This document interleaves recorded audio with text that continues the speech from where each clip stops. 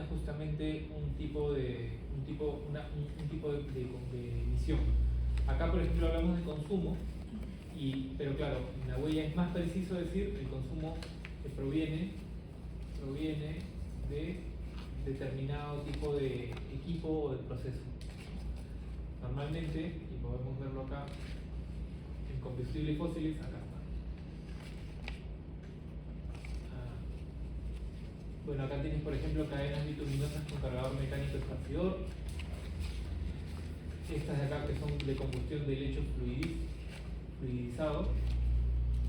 Y bueno, tenemos acá el lecho fluidizado descrito del inicio, para otro tipo de procesos, ¿no? Acá, por ejemplo, te dan un indicador para calderas, para gas natural, y bueno, te dicen la fuente, ¿no? Pero otra vez, hay distintos, si por ejemplo ponemos biblioteca, factores de emisión, podemos ver mucho más. Factores de emisión, carbono. Entonces vamos a ver que hay varios, ¿no? Está esta de acá, Biblioteca OLADE, Ministerio de Transición Ecológica, que es de España. Entonces hay muchas bibliotecas de factores de emisión. Algunos países incluso tienen la suya. Estas de acá son algunas famosos de la DEFRA, EPA, etc. Mientras más cercana justamente a la naturaleza del país sea, entonces se va a encontrar una menor incertidumbre, una mayor significancia de esta huella, ¿no? Entonces digamos que mientras más información haya, podemos validar que está más cerca de la realidad.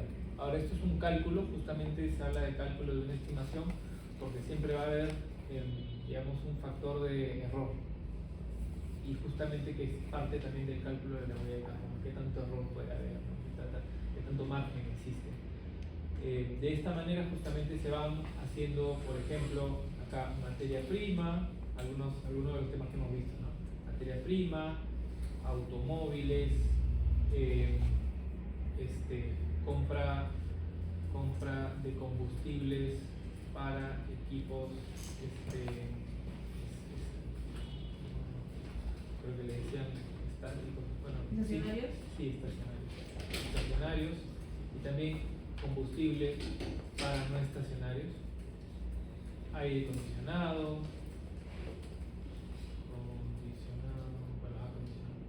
etcétera, etcétera. Entonces cada uno tiene la maquinaria con la que está realizada, el consumo, y en base a ese consumo se va generando el factor de emisión. La gran mayoría de factores de emisión la sacamos en CO2 equivalentes porque es más fácil, es más rápido, pero algunos es conveniente sacar justamente esto, en el caso por ejemplo de los aires acondicionados. ¿Por qué? Porque vemos que la mayoría de la huella viene por un gas que puede ser evitado, comprando otro modelo, buscando otra alternativa, ¿no? Justamente de aquí. ¿Sí? No sé si hasta aquí, Gaby, ¿tú quisieras agregar algo? No, creo que está bastante claro, no sé si habrá preguntas. ¿Qué tal? ¿Están listos para hacer una huella? Quisiera un ejemplo quizás con la misma resina virgen. Ok. ¿Cómo lo transforman? Por ejemplo, vamos a ver, vamos a ver acá, low density, vamos a ver low density o ethylene emission factor. Vamos a buscar. Entonces vemos que acá Climatic nos ofrece uno, acá hay otro, el GHG tiene otro, vamos a ver, me parece que es el que uno está aquí.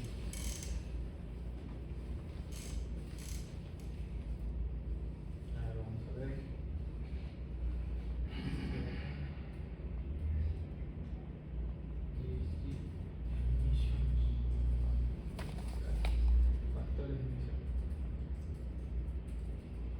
Esta es la parte, digamos, que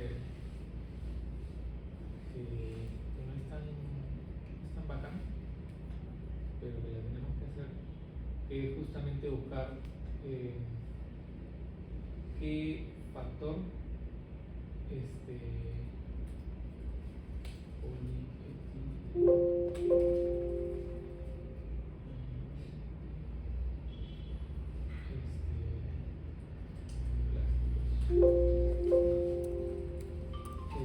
es justamente buscar qué tipo de qué factor de emisión finalmente es el que usamos, ¿no? Vamos a ver acá, tenemos acá, por ejemplo, acá tenemos el del etileno. Podríamos utilizarlo, es más, acá solamente te dan la tabla del contenido químico, ¿no? El peso molecular, etc. Emisiones, acá está, esta es una planta justamente de producción de fabricación.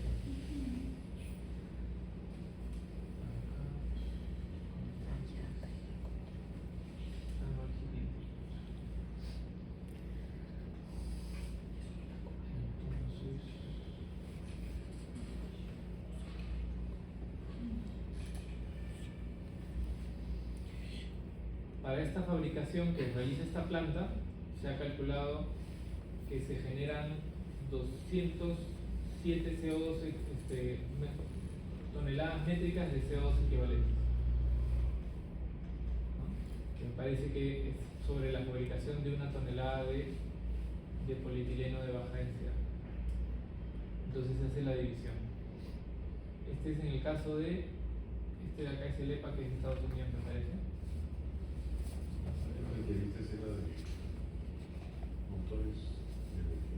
Acá, por ejemplo, tiene Climatic, ya te da un dato, 2.7, que está más cercano al que hemos utilizado nosotros, que es como 2.34 aproximadamente.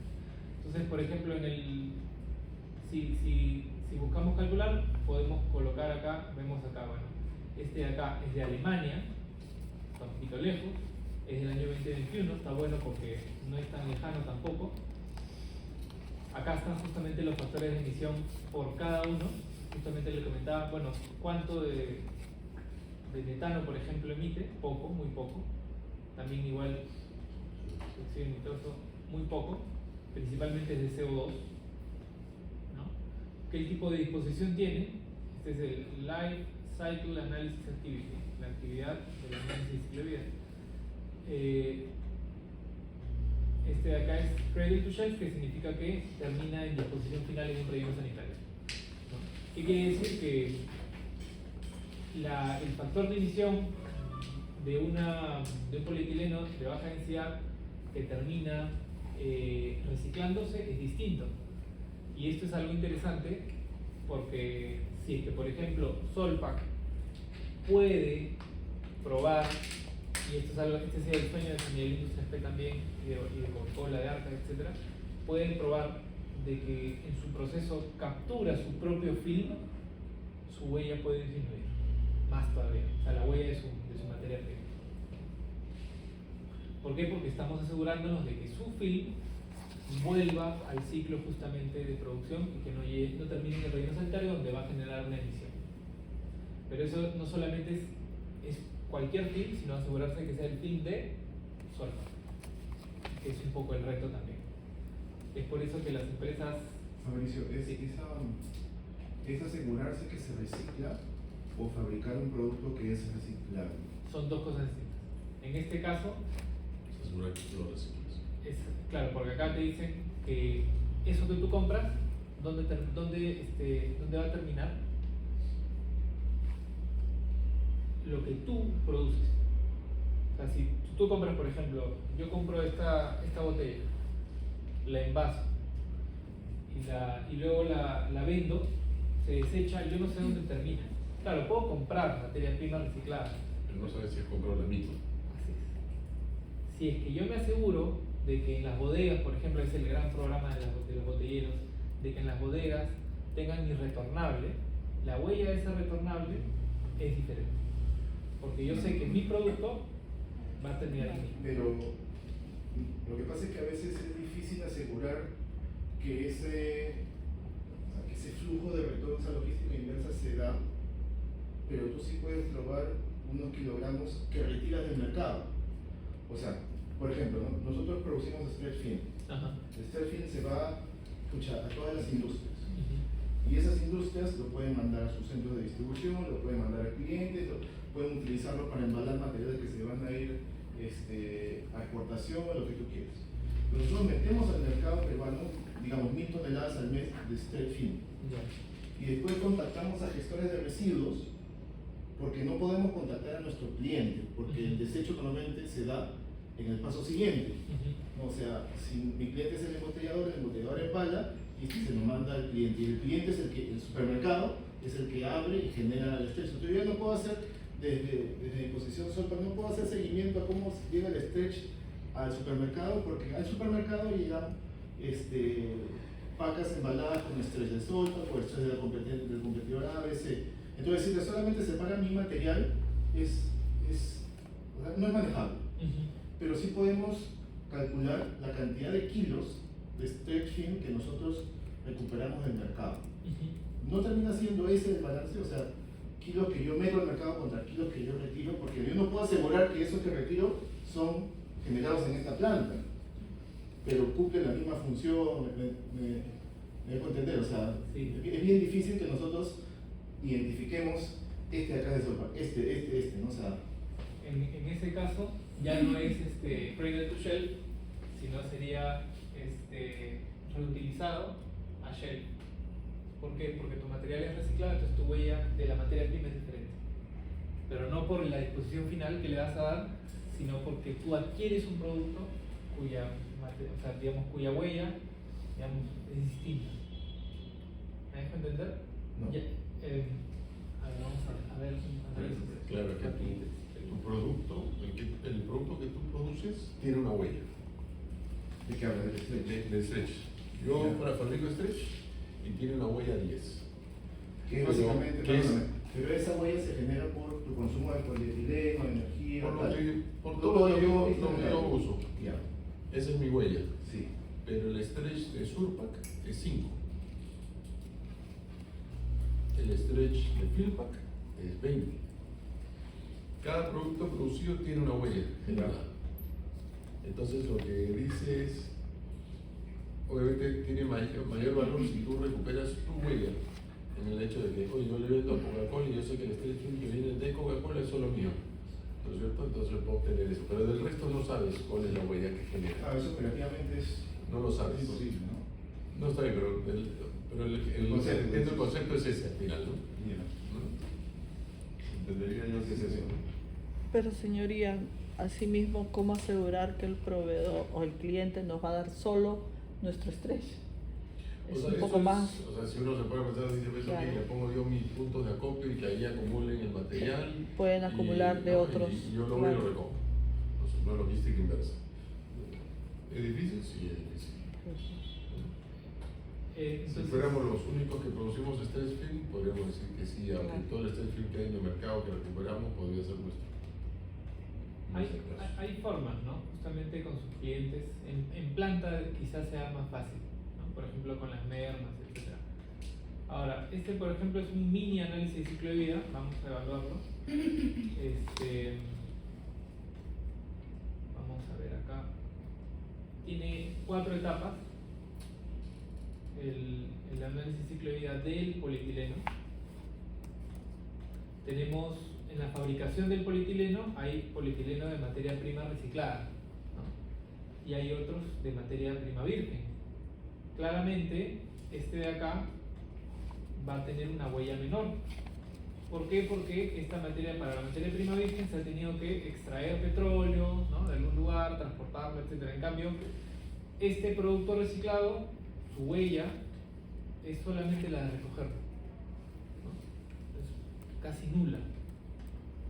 Y bueno, recogerlo y procesarlo, ¿no? Entonces, este de acá es una huella, vamos a poner más baja. Este de acá es más alta. Ahora, esto no significa que la disposición final de ambos pueda ser igual o distinta. Hay dos procesos. Podemos nosotros determinar que todo nuestro polietileno, o por lo menos parte de, llegue a la cadena de reciclaje, y eso va a tener una huella de carbono, porque en el reciclaje ya no termina, digamos, generando gas de efecto invernadero de la misma forma, solamente en el recojo. Digamos que acá es y podemos poner solamente la huella, las emisiones del transporte, otra vez, ¿no? La mayoría del transporte, y acá es transporte y procesamiento. Emisiones de transporte y procesamiento. En el caso del virgen es emisiones de extracción de materia prima y procesamiento. Más transporte, más transporte. Entonces, y bueno, la disposición de irregular tiene justamente la emisión por digamos, la degradación de la materia. Entonces, si nosotros nos aseguramos de que la degradación de la materia no se dé, estamos reciclando y eso de ahí tiene una huella distinta. Esto es el principio de lo que se llama la ley de responsabilidad extendida del productor, la ley REP, que tiene por objeto disminuir la generación de residuos y fomentar la reutilización de mi materia prima, ¿no? Ahora, hay un cálculo que la ley REP hace en otros países, no en todos, que justamente es, bueno, pero yo he puesto tanto, pero he comprado tanto. Es una forma de responsabilizarme. Dice, sí, siempre y cuando tú estés acopiando directamente ese reciclaje, o sea, no lo tercerices, ¿no? Y hacer, bueno, hay una cadena ahí de trazabilidad. La palabra trazabilidad también es importante en este término, ¿no? Parte de esto justamente fue el estudio de Abresa que se hizo, ¿no? Como Abresa se pregunta, bueno, yo compro tanto reciclado, ¿qué tan circular soy, no? O sea, si compro 20%, ¿y cuál es mi aporte a la economía del país, etcétera? Y justamente en base a eso se hacen estudios. Pero para ser breves y ser resumidos, se refiere a cuánto de lo que yo produzco termina en el reciclaje. Y esa es una pregunta interesante, ¿no? Porque claro, no sabemos finalmente. Y para eso se hacen estudios. Ya, y relacionando eso al cálculo que nosotros hemos hecho de nuestra huella, ¿dónde se mide eso en los formatos que hemos...? Acá, en la disposición. Solpac, en algún momento se preguntó Solpac, digamos, hay un mecanismo, digamos, todo el polietileno que se fabrica, hay algún mecanismo para justamente la disposición. Y nosotros, por ejemplo, es más, en la siguiente medición, si es que, por ejemplo, se tienen mecanismos de recojo del producto de Solpac directamente, eso va a reducir la huella de una parte de esa emisión. ¿Por qué? Porque estamos asegurándonos de que no se degrade el material en un relleno sanitario, sino que vaya a reciclar. Que es distinto, otra vez, otra reducción a la de comprar material reciclable. Son dos diferentes reducciones. Y esa es una ventaja también para nosotros, ¿no? Y generar producto reciclable, o sea, lo que pasa es que estoy pensando en otro productor, digamos, de empaque de galletas, por decirte cualquier cosa, empaques flexibles de alimentos, que también compra polietileno, y nosotros producimos un film que es transparente, entonces cualquier reciclador lo puede reprocesar. Pero si nosotros produjéramos un envase de galletas, digamos, que está impreso y que ya no se puede reciclar, o sea, considero que la huella de nuestro proceso es diferente. ¿Pero dónde se mide eso? En el formato de medición que hemos llenado. Eso ya es un parámetro de circularidad más que de huella de carbono, a menos de que Solpac se encargue de esa recolección y venta luego. Pero si es por terceros, o sea, si Solpac nunca ve eso que se está reciclando, no puede responsabilizarse. Solpac solo se responsabiliza por las operaciones que gestiona. Por eso el límite es el control operacional. Claro, se hace. Sabemos que se hace, es más, en negro, ¿cuánto será? Probablemente el 90% del PIB. Pero no se tiene conocimiento ni de quiénes lo hacen, ni de cómo, o por lo menos no hay un registro. Si Solpac puede, por ejemplo, tener un mecanismo, un sistema de gestión del reciclaje para saber dónde termina, quiénes son, entonces hay una ventaja y se puede armar algo así, ¿no? Pero por el momento es una medida de circularidad, el diseño justamente que favorezca el reciclaje, ¿no? Y eso ya es otro tipo de, digamos, hay medidas de circularidad, hasta por ejemplo, está ahora la ISO 59000, está Circulytics, hay varias formas de medir la circularidad y es un tema también muy interesante, muy interesante, ¿no? O medir el performance circular, pero bueno, es otro tema que también justamente se mide en base al diseño, etcétera, ¿no? ¿Qué tan reciclables son tus productos? Por ejemplo, en el caso de las botellas, hace años tenían el plástico dentro de la tapa. Ajá. Eso lo sacaron porque era muy difícil reciclar la tapa con otro tipo de plástico dentro. Lo mismo con las botellas de color. Las botellas de color verde, Sprite, por ejemplo, son menos reciclables. Así es. Las blancas, ¿no? Ahora son blancas, ¿no? Las Sprite. Parece Todas. Sí, son transparentes. Casi todas están Y transparentes. el material que recibe, por ejemplo, Arca nos llega a nosotros por ahora por medio de Amber. Ok. Y ese material también reciben de SMI y SMI nos compran. Entonces, sí, en esto sí regresa. Sí, regresa. En ese caso se podría hacer un sistema de trazabilidad, que es básicamente como a dónde está yendo, los contratos que se tienen, y se hace un mini sistema de gestión de la trazabilidad, que sirve bastante para ellos y para ustedes también, ¿no? Hoy en día, y bueno, si quieren les enviamos información, incluso está en Europa, acá en Perú todavía no está eso, ¿no? Pero por ejemplo para la ley REP, hay sistemas de trazabilidad digital ya con contratos inteligentes. Un tema que de acá a algunos años acá en Latinoamérica va a pegar, pero bueno, por ahora no es parte de la agenda necesariamente. Una pregunta yendo, Fabricio, a nuestra medición de la huella. Y me comentó Sandra que había un tema con los refrigerantes que nosotros estamos utilizando. Sí. ¿Qué tengo que hacer ahí? Eliminar todos los no autorizados. Ahorita, por ejemplo, tenemos que reemplazar el equipo en el área de la sala de capacitación, el cual usa R22. Son 13 en Entonces, realidad. hay que cambiarlo por el 134. Sí, bueno, acotando eso, En el Roberto, directorio creo que teníamos acá que se pasó al comedor de reciclaje, creo que también es R22. sí, en total hay 13, nos falta identificar cuáles son. Ok. 13 equipos, Claro. 13, Claro, porque dos hay en ventas grandotes también parecidos al de al frente. 13 que son de R22. Ajá, Entonces, son antiguos, claro. hay dos posibilidades, o cambias todo el equipo o cambias solo el refrigerante, pero para cambiar el refrigerante tenemos que tener en cuenta que tienen compatible con el aceite, ¿no? Mañana me está pasando a la cotización un proveedor que le están pasando la ficha técnica para ver si puede ser reemplazar solamente el refrigerante, ¿no? En eso estamos. Son 13 equipos. Una pregunta por mi ignorancia. ¿Cuál afecta más al medio ambiente, el split o el de ducto? Es lo mismo. ¿Sí? El efecto es igual, El efecto es el mismo, lo que afecta más es el gas que contenga, que contenga. su capacidad. Por ejemplo, este es que es nuevo, afecta, este ya es de los... Pero este sí es el de R104, creo. 134 es un nosotros.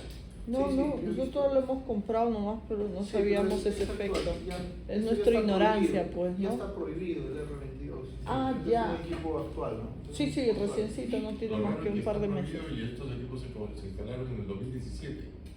O sea, imagínate, y esto está prohibido desde el 2000, creo, no sé. Claro, lo que pasa es que las empresas todavía tienen esos stocks y los siguen vendiendo, porque como no hay un control... No hubo una consulta previa, lamentablemente, porque estos equipos se instalaron ahí, ya estaban comprados. Pero es que nosotros no pensábamos en la huella de carbono en esa época. No, al margen de la huella de carbono, era el hecho de la prohibición ya por ley. Sí, pues. Bueno, ok. No sé justamente, y es una gran pregunta, si es que ahí Gaby, no sé si tú tienes información sobre una ley vinculante a la prohibición del protocolo de Montreal referido a estos gases. Porque yo leí que era un tema de ley de sí. reducción inicial. Hay un protocolo de Montreal que también menciona que se vaya eliminando los gases HC. Hay una ley nacional, espérate, la tenía aquí anotada, si no me acuerdo. Bueno, hay una ley nacional en la que el Perú se compromete en base al protocolo de Montreal que para el 2040 van a reducir totalmente o van a eliminar el uso de refrigerantes como el R22. No, hasta el 2040 Entonces, entonces Es más para respetar O sea que esta ley, ¿no? Porque ya ya es no nacional. tengo responsabilidad entonces ya solpa en también esa época. acá- ¿Dónde estaré? Si estaré viva, no estaré viva. Mándanos esa ley cuando puedas para tenerla y compartirla. Sí, acá la encontré, está dentro del programa de PENUMA que ha firmado el Perú en 2018 y la voy a buscar la ley y se las envío. Ya, buenísimo. Allá, sobre lo que comentaba, y Gaby aquí corrígeme, yo entiendo de que cuando hablamos de eliminar las emisiones al 2040, hablamos de que la venta está prohibida hasta cierta fecha, pero las emisiones siguen dando hasta esa fecha, ¿no? Porque, claro, tienen un tiempo de vida estas máquinas. ¿Cómo es? Cuando se mide las emisiones de refrigerantes, tienen un tiempo de vida de cálculo de 100 años. O sea, es como que el estándar. Entonces, desde que han salido, por ejemplo, el R22, se mide desde el año que ha salido, que es más o menos el año 88, 87, si mal no recuerdo. Entonces, hacia 100 años. Pero o sea, tenemos que tener en cuenta que a medida que el tiempo avanza, la acumulación de gases en la atmósfera va incrementando y cada cierto año los índices para refrigerantes son actualizados. Entonces, para los años, por ejemplo, 90, los gases que se han creado en los años 80 tienen más peso en referente a la cantidad de gases en la atmósfera de los años 90. No sé si me dejo entender. O sea, y las medidas para este año van a ser diferentes a comparación de los gases que se midieron en los años 90. Entonces, por eso los actualizan cada año o cada 2 años, ¿no? Es por eso que el gas R22 ya se ha prohibido en el año 2000 su distribución, ¿no? Y su uso. Más allá de decir, sí, todavía van a estar en la atmósfera sus gases, o sea, sí van a estar, pero en menor medida, pero todavía van a continuar hasta cumplir sus 100 años donde supuestamente tendrían que desaparecer, ¿no? Es más medir refrigerantes que el uso del equipo, pero cuando se utilizan ciertos refrigerantes hay equipos específicos para esos refrigerantes. Lo que se recomienda es que si van a hacer algún cambio, es que cambien el equipo completo, porque de repente no van a encontrar refrigerantes que coincidan o que les den a estos equipos que ustedes ya tienen, ¿no? Claro. Entonces, cambio total del equipo y del refrigerante. Y lo que se recomienda ahora son los equipos de tipo inverter, que estos utilizan gases mucho más amigables y también tienen la opción de utilizar, o sea, si no consiguen uno, pueden utilizar otro gas amigable también, ¿no? Tiene la opción de que pueda encajar, digamos, distintos gases más modernos, por así decirlo, ¿no? Uy, porque yo acá puedo comprar uno ahorita. Sí, eso lo siguen vendiendo, ¿te acuerdas? Claro, sí. Sí, Perú no ha respetado la prohibición, ¿no? Además, Walter Y- nunca me dijo esas contra- restricciones. Yo he comprado los equipos y a mí nunca mantenimiento me dijo de esas restricciones. Claro, Es que- en un bar nunca me han dicho que no tome chela. No, yo sí compro las cosas, pero siempre consultaba, Ok. pero no, esa restricción no Bueno, sabía. continuemos porque si no... Vale, Tenemos ya otra para capa. cerrar. Ya. Tenemos luego el indicador de desempeño, que justamente es la huella puede ser huella por ventas, huella por producto, huella por trabajadores, huella por insumos, finalmente. Entonces, si mal no recuerdo, la que se